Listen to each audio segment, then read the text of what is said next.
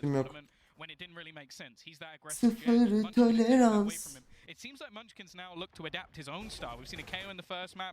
Haven ha? Haven. Çok güzel oyunlar gelmiş bu arada. Nereye çok güzel oyunlar gelmiş? Prime'a, Need for Speed Hot Pursuit, FM21, Roadman. Bedava mı veriyor? Evet. Wow.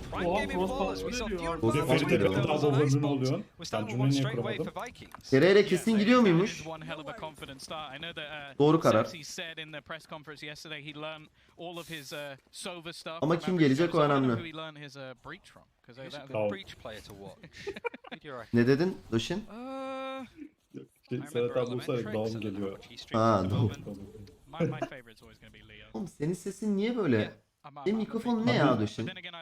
Abi az. Benim sesimi kısmış mısın sen? Evet kısmışım. Lütfen abi. Açtım şimdi. Eyvallah abi sana. Niye kıstım acaba? Bir ara Bir ara bastı Sesi geliyordu çok galiba. güzel, Boost'u evet, geliyordu. kulakla mikrofondan. Olabilir.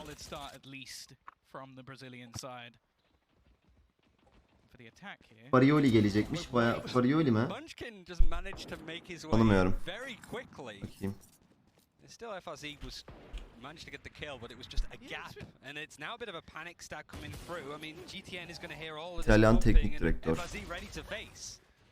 Para görmeye çalıştıran. I don't think those words have ever left my mouth before, but you know what? I'm intrigued by it. I don't know if that will continue to happen in the buy rounds, considering the utility he's likely to have. However, though, again, even just 2 kills in this round for Crazy Raccoon would be a pretty decent one. We saw the likelihood of clean rounds throughout the matchup. I think in the last map we had 1. We've already had 1 in this one, but realistically, I'm not sure how much more to expect. The C site is open. It's not really going to be contested all that much. And there's obviously utility that's going to come online. Like Sassy does have that fault line ready. It's going to be used early. And it's a case of just running in at this point. It's just that utility is early. Now they just got to kind of face it. And I don't really think Sassy was expecting that kind of play, but with that bulldog, it still works out in the end. I don't think it should have done though. No, it definitely shouldn't. Kötü hoca değil ama sorun sadece hoca değil, en büyük sorun yönetim. Abi sorun komple ya. Oyuncularda da sorun var, yönetimde de, hocada da. Yani eski Fenerbahçe yok artık ya. O üzüyor beni. I don't think they're going to build back in. Like, I will not feel confident in their ability to do that after the last map. And we've seen it before where this team has crumbled on the stage. I hate to say it, but that has been a running theme. Emre Kah 13. en kutlu olsun. Çok teşekkürler. Rapid'sa 13 aydır. Çok teşekkürler Rapid'sa. Aleykümselam. Kanka daha yayındayım ya Mutlu. Bundan sonra bir boy 3 maçı daha var işte. Ondan sonra kaparım. Ne oldu ki? Composite, like the protocols of it, it's been very shallow. It's just we put Munchkin on a different agent. That is the only real. Evet abi bir de bu kurla da şimdi yabancı hoca falan. Bonservis paraları. Nerede o?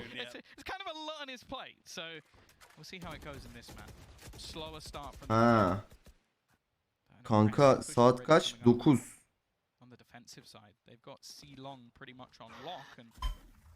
Well, although it might be their Astra player. Onda başlar.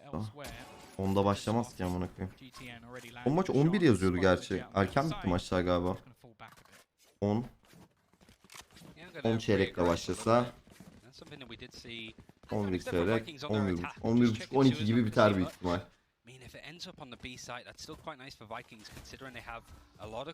Kanka grup maçları bitsin öyle yapalım çünkü grup maçları bittikten sonra günde 2 maç olacak. Günde 2 maç günlerden birinde şey yapalım. Haberleşelim. 11'de PSG maçı var. Çok da sikime. No utility online, but he still manages hit the timing, and now he's got that rolling thunder as you mentioned. He could decide just to use it here. Nereye gidiyormuş Burak? Aha biliyorum Farioli gelecekmiş. Diye duyuyorlar. It's left into the 1 versus 1, and only a pistol available for FRZ. Are they already going to look to pull him off the spike? And with the rifle in hand, you have to favor him here. Just playing that time, aldı ele. lurking back further. And there should be no chance here for Evaz. He's just going to hope to try and stick Oy. this one all the way. Actually, lands the shot at least. Ne? Connect. Does he have time to get the diffuser? I think he Oldu oğlum eleman eli. There's no way Vikings should have won that round. But somehow FRZ brings it home. Oha. I'm gonna go to bed. I'll see you guys. O ilk headshot'ı çok iyiydi ya. Tom is just gonna about to lay down at this point. It's Burak Aykos'un pod mod şeklini aldım ha. O nasıl abi? Bakayım. Tanklıyorum. Aykos'un pod mod. Valla güzel biliyor musun? Abi full champ tipini görebilir miyim? Yani aynı Jul bu arada. Makarası.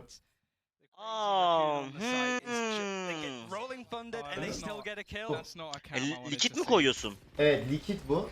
Burası. Şöyle E, bir- paketlerde likitleri. Shouldn't have even been particularly close. Bir paket ne kadar gidiyor They did the majority of their bilmiyorum. damage with Bulldog, for God's sake. That was a 10 HP player. Peki Ama gidiyordur herhalde. Aykos'un verdiği tadı veriyor mu normal o sigara gibi olanı? Onu vermiyor. Daha çok böyle Jul tarzı. Yine Ajul aynen. Likit olduğu için. Anladım. Link yok usta.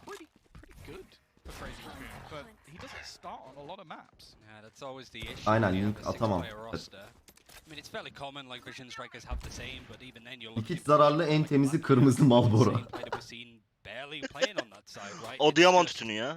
Some teams are on board with it, but I guess as a professional player, you just want to play as much as possible. And if you're everybody else on the team, you have to adapt with new players coming in and out on the roster depending on what maps. It just breaks any momentum that you can get.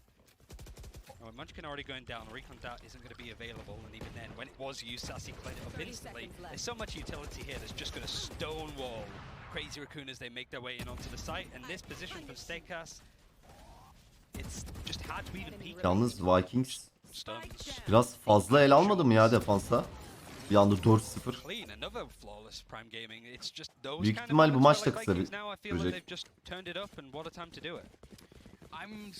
I'm starting to worry a little bit watching the way that Munchkin is currently playing sober, because on all the other agents that we see him play, like we've seen him play Sky in the past. Ben bu arada harbiden bayağıdır sigara içmiyorum ve ilginç olan sigara içemiyorum yani. İçesin gelmiyor. Eğer bitmişse tabii Aykos'un şarjı yoksa veya dışarıda işte bittiyse Aykos'un şarjı mecbur içiyorum. Onu da zorla içiyorum ama kokusundan bile rahatsız olmaya başladım ya sigaranın. Nikotin de doyurduğu için içesin gelmiyor abi. O da ya tabii ki sigara sayılır. Ama şöyle sigara yani nikotin. Hani o sigaranın içindeki zehirli maddeleri hiç olmazsa almıyorum yani.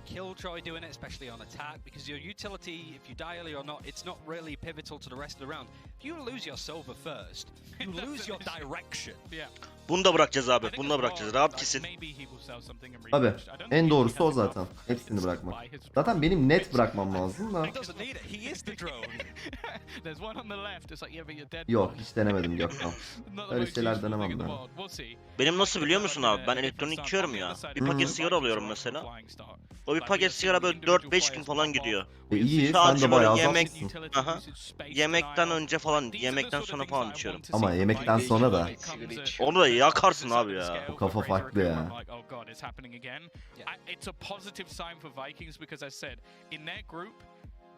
Bunda da ağır radyasyona maruz kalmıyor musun? Nasıl yani? What the fuck? Baba bunun yaydığı radyasyon zannetmiyorum o kadar fazla olacağını yani. Telefonun yaydığı radyasyon daha fazladır abi.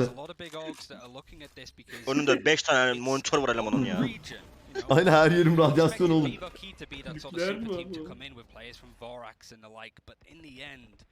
Vikings were still dominant for a while. Vivokid came in and response hasn't been quite there, so I'll be interested to see them match up again if it ever happens in this tournament.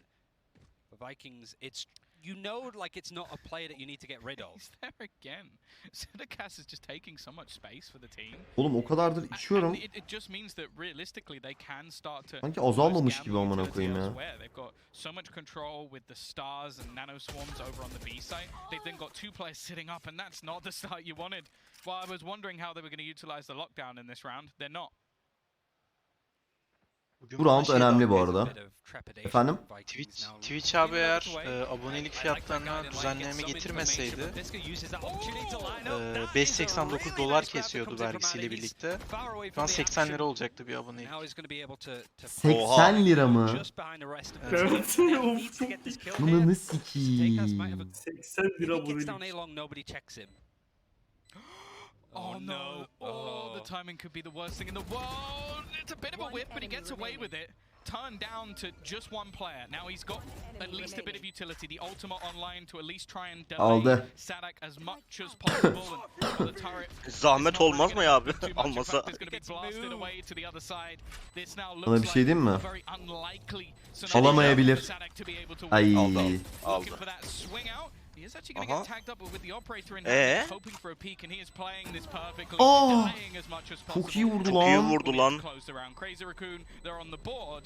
But again, it's never a clean one. Only one player survives. I think they'll still take it though, considering how the round started. Just the decisions like Fisker. Arkadaşlar bunu nereden aldın vesaire sormayın artık. Vikings, I think again overstepped the line a little bit. Please dog 51 aydır diğer 2 subscribe olmuş. Çok teşekkür ederim. Doktorumuza hoş geldiniz efendim.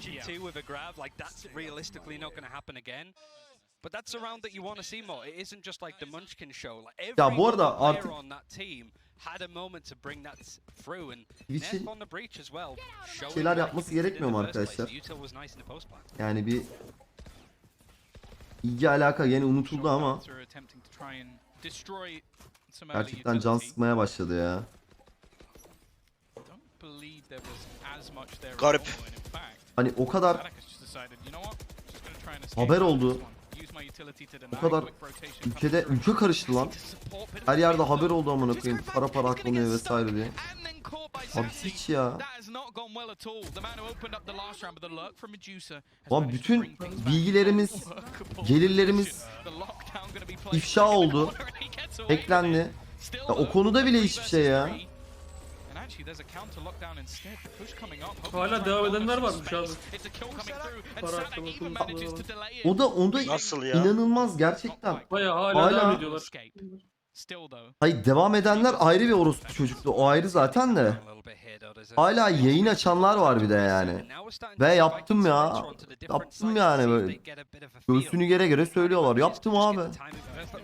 Hatta chat'e falan küfür ediyor. Yaptım amına koyayım, sizlere falan yapanlar var. And you would have expected, or at least wanted, those two players of Nefanati to play together to play off of each other, especially now the Vikings are split so thin. So take like the fact that one player is able to just break apart two like that. Oh, Crazy Raccoon could have made something happen, but it was a crazy fight in mid. Yeah, I don't think there's too many rounds you're going to spot like that with multiple lockdowns looking to try and clear out B and then unutuluyor abi. Unutuluyor. Bu da unutulur. İnsanlar gene eskisi gibi izlemeye devam ederler onları yani. So a bit of a surprise coming through from Sadak. 5-1 though, and because they only had one player surviving in the last round, the money's kind of trash. Ülkede neler unutuldu oğlum. Prim oldu ya adamlara. Gerçekten PR oldu ya. Böyle bir şey yok ya. Twitch'in işte artık şey yapması lazım. Hani bir cezai bir işlem uygulaması lazım yani. Ya itiraf edenler oldu ya yayınlarda.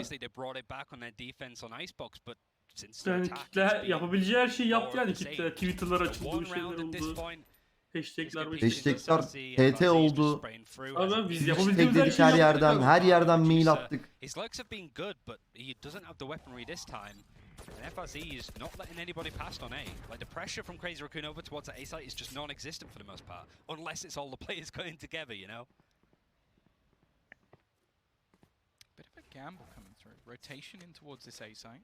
Only one player spotted in that direction, and with long being. Abi geçen bu arada Twitch'te bir şeye rastladım yine. Artık insanlar bir de şey yapmaya başladı. Yayın açıyorlar. Eski yayın tekrarlarını sanki yayınlaymış gibi koyuyorlar. Ya da dizi açıyorlar YouTube'dan. Full o dönüyor. Onu da sırf şeyden yapıyorlar. Hani saatini doldursun, parasını alsın diye. Yayın saatinde olur. Ya biz burada salağız galiba ya. Gerçekten salağız yani. İnsanlar bu değil mi abi? Bu aynı şey geliyor bana. Bir farkı yok gibi geliyor bana yani. Var mı bir farkı? Yani bu hani diyorlar ya, botlar reklam izliyor. Onlardan bit geliyor.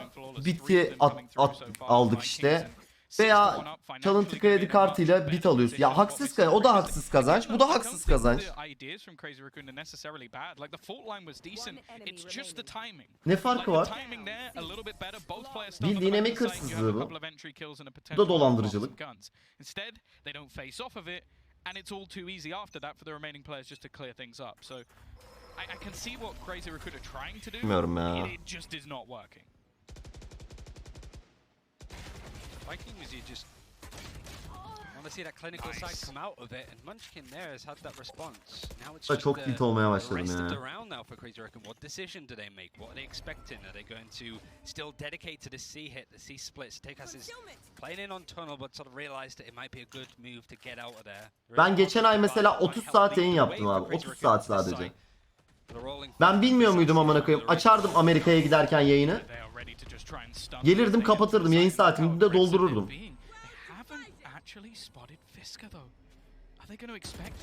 Ben mesela 30 saat yayın yaptığım için çok daha düşük para alacağım yani. A little bit worried for Sassy hiding in this corner. He's been stunned up and nobody's checked it. And the second this goes down, it could be the end for Munchkin with a last second turn. A big round from him individually. 3 kills coming up. And FRZ, well, the last clutch was unlikely. Let's see what he can do here. You just never really know with these two teams, to be fair. It's not expected. No, FRZ just... Crazy Raccoon just not showing up anything. They know they're just keeping this money in order. It's good. It's not flawless because Medusa was cut out on that lurk from FRZ of all players as well. The wrap round is slowly coming in. Munchkin was the one that opened the site, and now he's the one at the back as well to try and wrap around, but it's not really going to have that impact. Fisker is there to clear it off the back of some nice util. And yet again, like Crazy Raccoon, like you said, the ideas are good. The execution is iffy in places. 2014 yılından beri seni takip ediyorum. Bu olayların buraya gelmesinin tek sorumlu Twitch'tir. Twitch hiçbir zaman olumlu bir adım atmadı. Ne kanalları yasakladı, yasaklandı, karma ban yedi, ne bir şey. Maalesef abi. Maalesef yani dört gözle bekliyorum bir hamle yapmasını, bir aksiyon almasını Twitch'in hala. Wtcn still with an operator. I feel like this is going to be contested early. See, is he going to get anything off it? No. Good fault line. Grab well as well, so not going to get anything done, and this space goes for free almost to the side of Crazy Raccoon. Good amount of utility use from Addy as well. Just to grab, like you mentioned, 2 stars. Telifli müziğin hiç de alakası yok ya Felix'te. O konuda vuramam yani Twitch'e. Direkt o müzik şirketleriyle alakalı bir şey.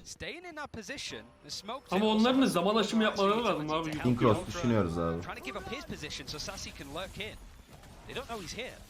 Oh, not again. He manages to just get the timing so right, but it is the trades this time from Crazy Raccoon that work out. A long flank coming through, and GTN likely just going to want to try and bring this operator through into the next round. A much better execution, and it does lead back to what was said on the desk. These executions from Crazy Raccoon pretty decent. It's where they have to adapt on the fly where things go a little bit wrong. But this was almost a picture-perfect round from them. They can just face up against these Vikings players on the site, especially. Evet abi, Ramus'u neden banladılar ben... Arkadaşlar Ramus'un banlanması da... Ya benim duyduklarıma göre öyle masum bir şey değil abi, nasıl banladılar falan değil. Bir iş varmış o onlar. Dururken niye perma ediyorsa. Doktor Disrespect ne yaptı abi? İşte o büyük bir mit. Doktor Disrespect'in bir de son yayını falan çok ilginçti. Kaç yıl oldu hala bir şey duyamadım ya. Timeout instantly coming in after that. It's just, we're gonna just sit in silence. It's for Vikings this time. Ya Ramus ne yapmış bilmiyorum Same as the ama last map. Like just a strong start and then Crazy Raccoon towards the end from round 6 to duyduğuma 12 göre start to come back into it a little pek de bit. masum değilmiş You're yani. looking at this as well. Like Team Secret are sat in their hotel, in their sort of room, just watching this game. Tabii duyumum bu Knowing benim. that it's Belki likely that they might olmayabilir. end up against one of these two teams. Like I'd say they're likely to lose against Gambit. You never really know, but a team that wasn't a Masters Berlin, unfortunately, for reasons out of their control, going up against the team that ended up winning it. Yeah. Expectations are on Gambit to perform in that matchup. But that second spot in the group, it's these two teams are secret. Well, that's the other thing as well, though, is that like we saw again from the press conference from the guys at Secret, they were saying that first few days a lot of teams didn't even seem like there was a point in scrimming them. They were maybe a little bit cocky, played them a few times, and then it was everybody else requesting them to actually play some matches. And I think we've had some positive, sort of, I think it was Shazam as well, saying that he was pleasantly surprised when playing against the Vikings, and I think that was something that was very common at the previous event. It's just been more of the local opposition for Vikings that they've actually struggled against, which maybe that's a good sign for them coming into this tournament now that they've made it here. And as said, like, this is similar to what we had last time with Envy's group. There's a clear favorite, but then the other spot is wide open. We don't know who to expect to get through. But Vikings still looking good for now. But again, they've sort of slowed off a bit. I also think that Crazy Raccoon is starting to realize that, okay, these mid fights, these battles further forward have not been working out so well. Let's try and be a little bit more strategic in towards these early A fights. And well, the same Ara ara because in the Instagram'dan early rounds, laf atıyorum. we saw how much control was available to Vikings. This time, no, they were using the same utility to grab, used very early from Addy over on C-Long. Valorant silmiş komple. This is the area that Medusa struggled with the most, just holding on for A lobby to see if anything else coming in. You have that operator sort of sat there from GTN watching sewers. So I don't think Crazy Raccoon at this point realized that they are running into a pretty scary stack of utility and stall when you're looking at a Breach, a Killjoy, and an Astra. But it's Highline from A. B just has utility on it. They can play retake if they need. These early rounds for Crazy, they feel like boxed into mid a little bit. Like they can't really spread out. Vikings have a good idea on where these attackers are roughly going to be. They can just wait out time. They're slowing right down. This is what worries me. These are the calls that sometimes cause some issues again. We're going to Neyse see some solid maçız. utility though. Sudekas is stuck in the corner of Visca. He's just going to wipe them both out. They've set this man up and he has succeeded. The utility that's coming over the last few rounds from Crazy Raccoon. Nasıl görmedi lan? And now Medusa's just waiting. That knife in the back. Sure, FRZ is going to find a kill, but at this stage, I'm looking at this round again, Ryan, and saying it's already over. Seems like it feels that way for Vikings as well. Like they're slowly BBL olarak site veya platform açamıyoruz mu? Abi ya canlı yayın platformu açmak kolay bir şey değil. Hatta hiç kolay bir şey değil. Server maliyetleri, serverların kalitesi, stabilizasyonu vesaire zor yani. Çok denendi ama yok. They scared Gambit on a map. I really don't think you could say any more than that. And a team that has been consistently strong and relatively dominant, I'd say, in the Japanese region, which is FBI WhatsApp mesajlarının tamamını okuyabiliyormuş abi. Böyle bir infoyla geldim. Ne? Anlamadım. FBI WhatsApp mesajlarının tamamını okuyabiliyormuş. Tamamını. Evet, her şeyi.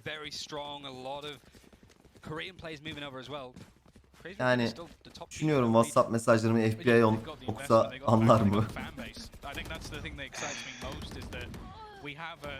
Anlar gerçi. Çok da bir şey kaçırmıyor. Çok da bir şey kaçırmadım.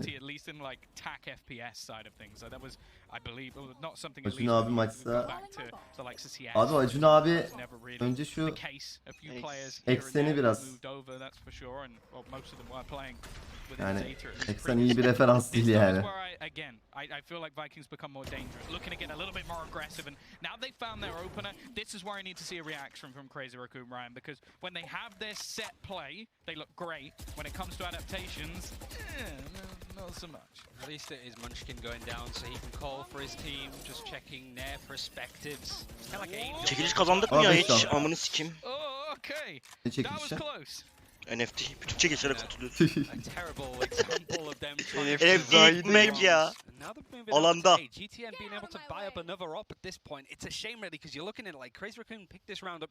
Gibi çok iyi ya. Ya ben içeriksel olarak bir şey demedim bu arada Eksena. Ya platform olarak sıkıntıları var abi. Ben overlay'i vesaire çok beğenmiyorum. Ben oğlum şey alamadım amına koyayım. 3 ayda üye oldu adam. 3 ayda üye oldum ben ya. Üye olamıyordum. 3 ay sonra üye olabildim.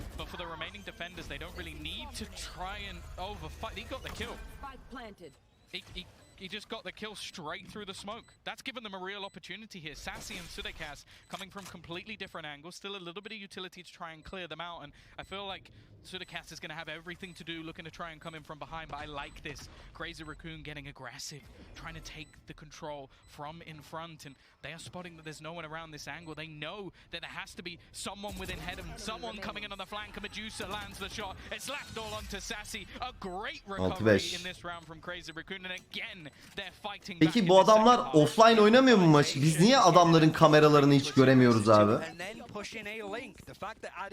Alo, Riot. Abi bir burada görebiliyoruz. O da küçücük.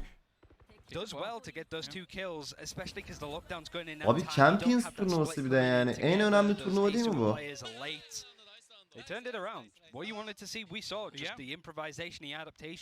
Bir önceki turnuvada daha iyi gösteriyorlardı bunları ya.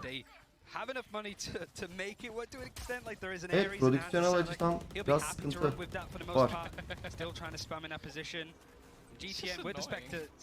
2017 Ferit oldu birden, her şeyi isyan edip sallıyor. Abi ama yanlış mıyım yani?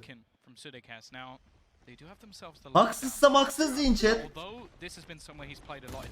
Oy. Having that read, finding themselves that opener, they're going to try and wait and hold on to at least a little bit of control. And the timing couldn't be better for Ade, completely clearing out Sassy. Now they can afford to just back out of the lockdown.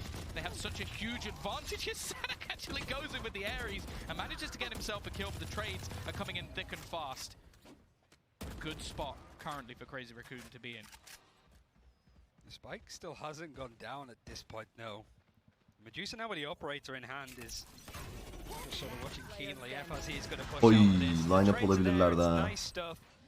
Crazy Raccoon yet again being down, feeling like they're out at this point, bringing it back to even scores at halftime.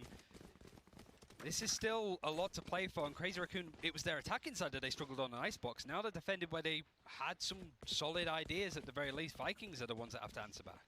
I am starting to wonder that, because this is again something I said last time about Medusa. Evet. Like he was someone that realistically I feel Ice like has Şeftali kesinlikle been good katılıyorum. enough in the matches that we've seen that I would Ben like ekstra to bir see prodüksiyon in this beklerdim roster more. Like, yani I think that especially buradan. with adaptation and stuff like that, Turnuvada. it has looked pretty good for him individually. So I'm hoping that we'll see him in more matches, but either way, we're going to hand it back over Biraz to the Riot devs to sanki give us what they think midway through this match. Arcane üzerine çok yoğunlaştığı için espor tarafı bir tık böyle üvey evlat kaldı Riot tarafından. Deja vu. Yusodis 13. ayın kutlu olsun, çok teşekkürler.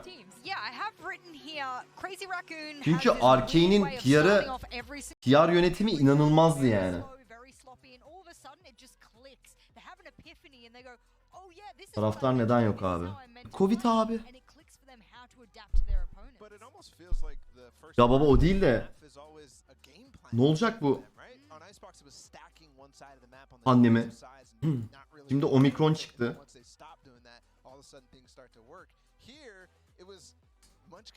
Omikron daha sıkıntıymış. Daha çok mutasyon oluyormuş. Omikron coin'i gördün mü abi? Raccoon çektiler. Raccoon mu çektiler? Scamlendi. Evet. Bir sürü coin çıktı zaten Omikron diye de. I don't know. Speaking of working, I'm loving a little bit of the lurks that we're seeing from Medusa here and there over the map. There's a couple of times that Medusa's been able to sneak himself into positions where they're obviously not expecting him to be. Gitmeyecek galiba ya. Step up and use the map to that ability. Of course, this is a map that wide across that you can utilize to be able to get in behind. Abi maske takmaktan nefret ediyorum ya. Gerçekten nefret ediyorum. Amerika'da bütün Los Angeles serüveni boyunca full maske taktım ya. Hayatımda ben bu kadar Maske takmamıştım yani. Uçakta 14 saat yolda full maske takılıydı lan. Full. Yok, gözlüğü çıkartıyordum Metin zaten. Gözlükle maske hiç olmuyor yani.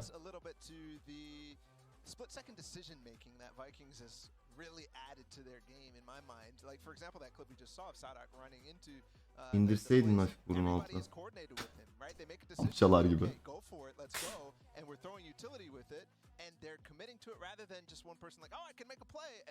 Arada indiriyordum ya şeyde. Arcane alanında.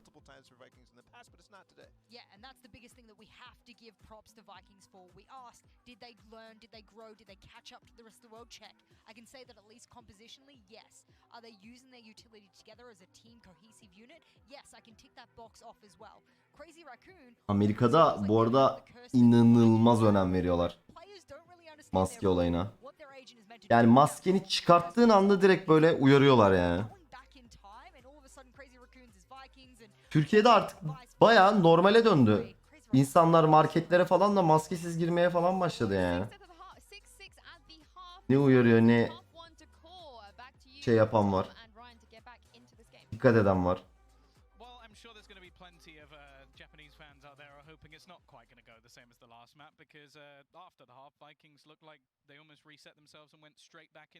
Aşı vurulduk ya. Abi aşı vurulduk da işte hala aşı %100 derecede korumuyor ya.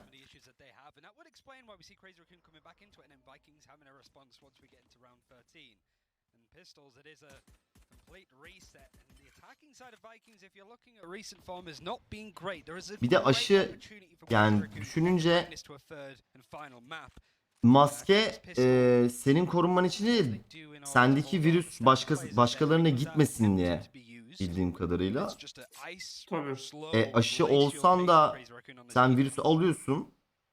Belki aşı o antikor hemen hiç belirti bile geçirmeden sıkıntı olmuyor, geçiyor ama sen hala virüsü bulaştırabiliyorsun sende olduğu için o virüs. O yüzden maske gene önemli oluyor yani.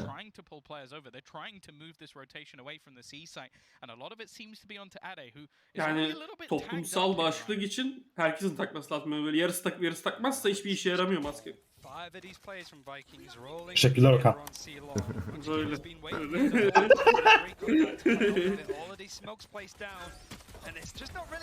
Biz çözdük 25-20k stabil abi, bizi varyant falan. Harbiden 20-25k böyle direnç noktası oldu bizde ya. Sabitleştirdik.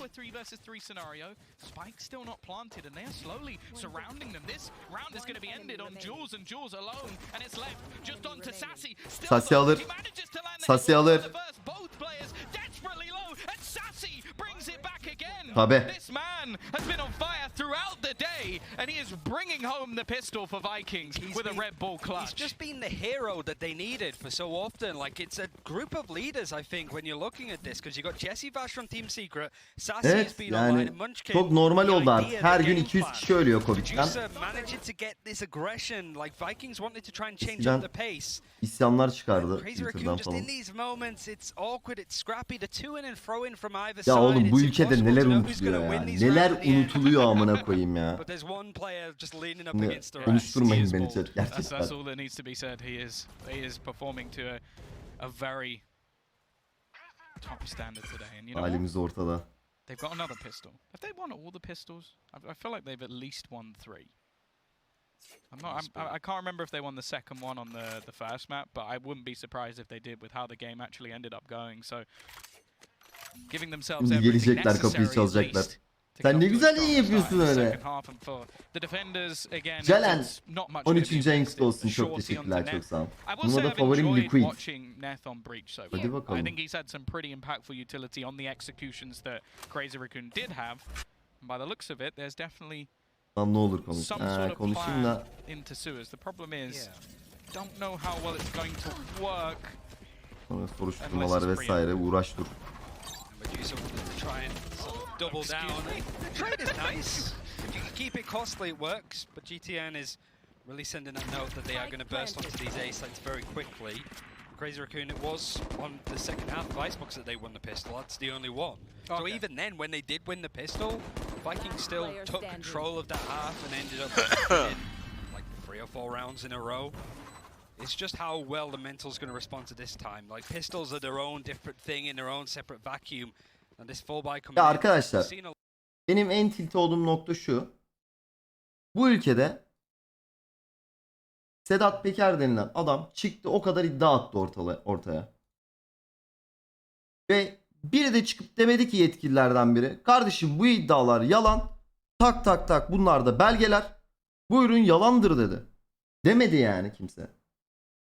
Bunu kimse ispatlamadı ve bu unutuldu gitti abi, bir sürü iddia.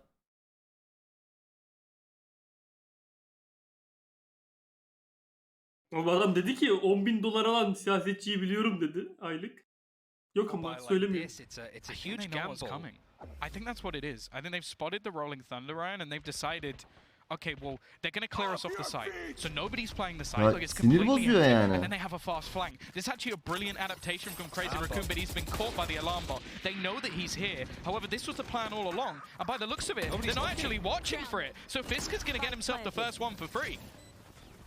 Now it's a case of Crazy Raccoon using these two positions in tandem, really. It's just one player from Fisk or all on his own, and I like this wraparound from Satekas to try and weed him out a little bit. He's still getting kills, he's moving on to the site. There's still players going down from Crazy Raccoon. But Satekas, that late lurk, that flank, he made his position known and just cleans up at the end. And much like we've been seeing, it comes down to those 1v1 scenarios. It really is a shame. Arkadaşlar ben sadece sistemi belirtiyorum yani. Ben ne Sedat Peker sempatizanlığı yapıyorum ne başka bir şey. Ya bir iddia atılıyor ortaya ve Türkiye bununla çalkalanıyor. Her yerde, Twitter'da, her yerde. Ama sadece söylem olarak yalan ya o, yalan ya o diye açıklamalar yapılıyor. Ne ispat var, ne bir belge var, ne bir şey var. Bak kardeşim şu belgem var benim. Böyle bir şey olamaz diye bir şey denilmiyor yani. Ben sadece bunu görmek isterdim yani. These kind of like percentage moments of Vikings have just been winning consistently throughout the series. 1v1 scenarios, the decision making. There's been a couple of moments, certainly from Neff, but he was taken out pretty early in that. On the high ground, Neff as he sprays him through. Now Fisker with that Blade Storm, if he can just find an opening, it's just shut down. It's those kind of moments where like, yeah, Medusa, he's always good at Aa, bunun için cezaevine gireceksem de gireyim abi, yapacak bir şey yok yani, anlayın. Madem ülkemiz o duruma gelmiş. Trying to find something while hiding within the nebula. Onu sokayım. He found something, all right. Okay, that was pretty nice. I don't think there's much of a chance to win the round, but he's making it incredibly costly nonetheless. Time ticking away, a chance for a weapon, but GTN will deny. 10-6 again. Vikings off to a flying start. This is what they do in every single half of the map, it seems. And now we need a response. You're looking at like different leaders on the kill feed. Like Sadak has just been that old reliable, you know, the backbone of this squad. I think Satekas and Sadak. You look at like Sassy, FRZ, GTN as like that holy trinity of aggressive players, right? But the backbone is so important on this side, and every player has had their moments of Vikings to clutch out and to show that they are some Ya neyse, gerçekten keyfim kaçtı yine bak. Ne, yani. Maçsın. Whatever maçım. Oyunumuza bakalım. It's not pretty, but Fisker does escape at least. I thought he was dead for sure, but surviving is definitely better in the scenario he seemed to find himself in. I think that was all he could really expect to do. Again though, this controller Prime'de 650 RP var. try and swing back in on the peak, the timing on the drone. Harbi mi diyorsun? Well, he's been spotted Evet, sen yoktun değil mi? Aynen. Prime'a yeni kapsül gelmiş. LoL kapsülü 650 RP veriyor. Hasikler. RD just sort of playing that pivotal role. A bit of killjoy utility to play off, but is he going to hear that steps? Like, how is he going to use that utility? RP mi? Still holding off on using Wow. that. Yanında bir sürü şey daha veriyor da 650 RP hem değerli şey. It now starts to come in. Uğurluklar. And yet again, he's just trying to play close and he's right position. Ay güzel sızdı. Sadak. Again has to be the sort of person that makes this situation better for Vikings, because Crazy Raccoon punished the bad fundamentals there. Sutkas aldı ele. Yani büyük hata. Munchkin herhalde kaçırdı double door'u.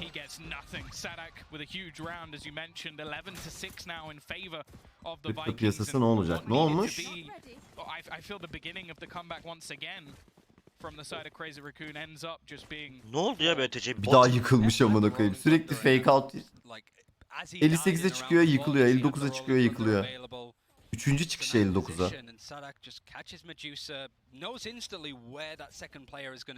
Büyük troll ya.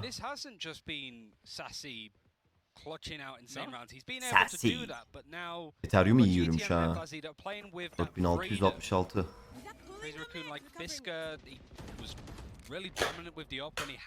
NS'ye ne oldu abi?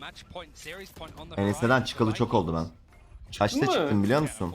78'de çıktım. Az siktir. 78'e geri çıktı mı o? Oha. Açılıyor sonra. Ama bayağı bekledim, değdi yani. Bu kadar beklememe. 65'e düşmüş şu an. İyi İyi çıkmışsın abi. Tepeden çıkmışsın abi. Evet, Şuna evet. bak. Oha ucundan çıkmış adam.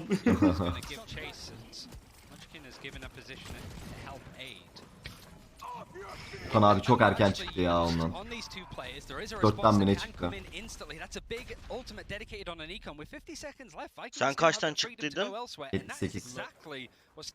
78 mi? Ha. Sen ilk yerine çıktın mı direkt? Hayır. 78'e mi çıktı şu an? Şu an değil oğlum. Bayağı oldu 78'e çıkalı. Bak grafiği anlarsın. Petrol 5. en kutlu olsun. Çok teşekkürler ederim.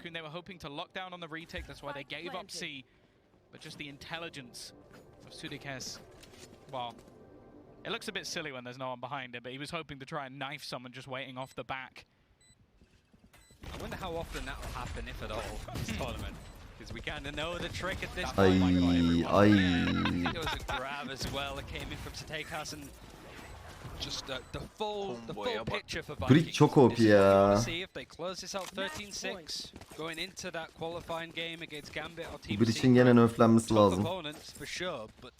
E'sinin alanı çok büyük ya. of the Vikings of yonder years. I say that it was just like January of Vuruşlar. this year, it wasn't that long ago, but It feels it that long. feels that way, yeah. Tamam. With how the Ne yapacaksın VCT ki burada? works, it's a very, Daha sıra very şey long yapmış. time. And what, we've still got Fnatic coming up next. Onları çıkıyor mu? If it feels like years since I've seen them. But either way, Yeah, Sadak is just like Sana bağış olarak NFT atmıştım, onu gördün mü abi? rounds in a row Abi now. bana gelen Crazy NFT'lerin Raccoon çoğu just the second half. It's just a second half. çer çöp yani. No matter what. yeah, they don't have that comeback. Hangisi mentality. banyo So I terliği? feel like each time it's Yeni mi like a attın? 6-1 scoreline, they've turned it around, but to expect that every single time, they at least have a purchase, a couple of ultimates online. This is going to be a little bit different. A pace change coming. Jilali You attı. can see the lurk from Sudikas just setting his team up with the utility. And actually, Sadak, he's wanting to try and fight this. He wants Sadak out of the back of the site. He's got GTN to support him. They're not leaving anything to chance, but Medusa's given them a lifeline. A kill, the flash not landing, and he takes a second to his name. Fiska's also somehow managed to get one with a shorty, but now he needs a clutch. A 1v2 to Fiska- keep them in this first match. Otherwise, the lower bracket is where Crazy Raccoon will have to lie and wait for their opponent to try and meet them. Fiska, he has a chance here. The first kill goes his way, but there's utility Anladı, to deny him anladı. that extra piece of time. He's Aldı eli. reaching the right angle, but he's going to look away. Fiska will keep them in the map, as he will have the defusal through and a 7th for Crazy Raccoon. It was a good read from Fiska. He had a good idea that Sadak was going to lurk around. And Dolar Youngboy attım. playing out perfectly with the util, trying to flank, get in a position. It's just that Fiska had a good read on it. It was a really necessary moment for him to clutch out. Bu ne Now it's abi? again how they use this to go forward because they haven't really forced Team Vikings Bunu to bağış eat up olarak at mı all, attın bana? ever. And it's going to be a few rounds now that they have to win in a row in order to force it, but it goes to show that it's no Çok iyi matter abi. what, always been an uphill battle. Battling with their own economy because it's just one Çok player sağ ol that abi survives bağışın there. için. Got up against a team that seems to be able to operate his time and time again. It's a great time to do a timeout at this point because really it's just what is it the Vikings have been doing so well now and how do we combat that? Yeah, I think as well, like, considering how things have went, although financially it kind of sucks that it was a Red Bull clutch that took things home, I even just for your mental, just the fact that you've basically pulled Anladım yourself Banyo out of the Terlici'm. grave, you pulled Teşekkür yourself ederim, back sağ from the olun. depths. It's something, but it's not a good spot to be in. Like, that's not the, like, it's not the sort of round that makes Arkadaşlar you 5 feel dolar confident etmiyor. Fiyatı öyle. in the side of Crazy Hani Raccoon, alan olursa especially ediyor. because the initial take as well was actually very good. It was methodical coming out of Vikings. They went for the initial plant, got denied by utility, and went, you know what? Let's be proactive. Let's clear some of these extra angles. Let's push these players out of the site. Yani ona bir de ücreti vereceğim. Well, it took some individual brilliance from Fisker to stop this from already being over. Aynen. Geçmişi zaten 17-20 dolar falan. Executes coming on the least. Like it's not as if Team Haklısın Ferit İlk. for that matter, you know, like it's been 100% success rate on this side so far, so it's what they kind of Yusuf do now. Altay 12 aydır. No matter what Bahadır they Azer work with. 13 aydır. With Çok that tap teşekkürler, maybe çok there sağ was ol. something that Twinkle, the coach, spotted. You know, like if it's just they keep leaning this direction, we're giving up too much space on A. We can get the operator in the hands of Fisker, like he has the Bladestorm. We do have ultimates. Let's play around them, because it's no good having a Rolling Thunder if you're just going to play with your face and try and fight against them. You gotta bring those ultimates in and an idea. Some solid early utility thrown. Ferit SN dal. Abi Rabia atmış bilek kim? Munchkin though, out in no man's land, is going to take two players with him. A better start for Crazy Raccoon, but now we see that adaptation already. A sneaky play from Sudekas looking to go into mid. Now it is being watched, and there's an alarm bot alongside it as well. Yeah, Medusa has that mid control, just don't peek it. If you go down here, it's not only losing this control in the front of B main, but also Garage, which is now starting to be pushed. Like just a turret VKS going al da off, bitsin lan, ne olur lan. focuses attention away. With it broken. Yeah, Diğer maç there daha it zevkli değil mi? goes. The alarm bot is still going O to maç at güzel. least Fnatic, temper the Cloud, position of Sudekas, Cloud9 like Blue. he's not going to go any further. Oo sarar. And there's still two players all the way over on A for Crazy. Blue Raccoon. niye? That's a Cloud9. rotation, it takes a while. Öyle düşün, öyle düşün. İkinci takım Just işte. trying to bait them with his utility and just hoping that Birinci somebody takımı walks nerede? into his crosshair, gives them Abi way abi. back into this round. Oh lan nasıl lan? Nasıl oldu lan o? Fisker just waiting, it's patience. Stikast is taken out. And it's just how does utilities used? He puts down the smoke himself, but instead he's just going to peek out, instantly places it, puts down another one just to break up this site a little more. He's got the help from his teammates, but being Blue stunned, erkek, it's a white difficult kaptan. awkward position, and they know exactly where he is. It needs to be an absolutely ridiculous play from Sadak. He's brought it into a 1-versus-2, but the stun is perfect. No chance for him to survive that one, and Crazy Raccoon are going to get an 8th round on the board. A solid start, but again, I don't know how recreatable that round is going to be. Like, you basically relied on 2 kills coming through from Munchkin in a position where he should have probably got maximum 1. Yeah, it's a cute play, right? Vallahi Put this o smoke kadar down bilgim all yok day abi. long, you Yani sort of bence expect başka some birine boost up sorsan maybe daha iyi with olur. the jet up, and instead it's the Sova that just pushes out of all things. Like these are just gambles. Like despite even Munchkin getting 2 kills there, that's a Biliyorum lot of gençliğim. utility, and now an ultimate that could have been lost, right? So you don't want to be losing out util agents, especially with the composition of Crazy Raccoon. Gol Berkay 16. ayın kutlu olsun. Çok Early on. teşekkürler The canım. stun is the same as well. It sets up Fisker. It's a bit of a bait too. But Fisker maybe doesn't know that there's a lot of players coming through. His position on the op is actually going to be scared away. Like Trailblazer sees him. There is a fault line that could come through that can shut him down. And also an Astra Star. Like the suck and stun, he cannot go anywhere. Yeah, they're looking to try and catch him, but he'll be able to escape. Drone also used to try and find information in response. They'll know that there's a couple of players at least still holding into long, and No. it's risky from Fisker. He makes an all-in play and Bayağı loses his head for Prefire'lı it. öldürdüler. The remaining players actually starting to back Round off gider. a little bit, maybe not expecting VKS them to try kazanır. and push off that play, but it's patient from Vikings. They're now expecting these risks to be taken by Crazy Raccoon, and in fact, they're starting to set up into what will be an A execution. It's so different to the last round that we just saw, where Crazy Raccoon were happy to VKS play bitirdi patient. ya. Now they're starting to peak and over-aggress. Now Garage is under the control of Adisho, but he's far away from the action. The stun on Medusa, he's under a lot of pressure, and that grab play, it's on the same side.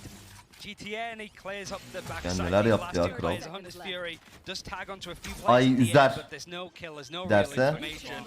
2 versus Gitmedi. 5 retake. That GG's. execution couldn't have been O any harbi better. GG abi. Catching the players at the back of site, finding the opener at that, and the remaining 2 now even have to wait out the time of the lockdown.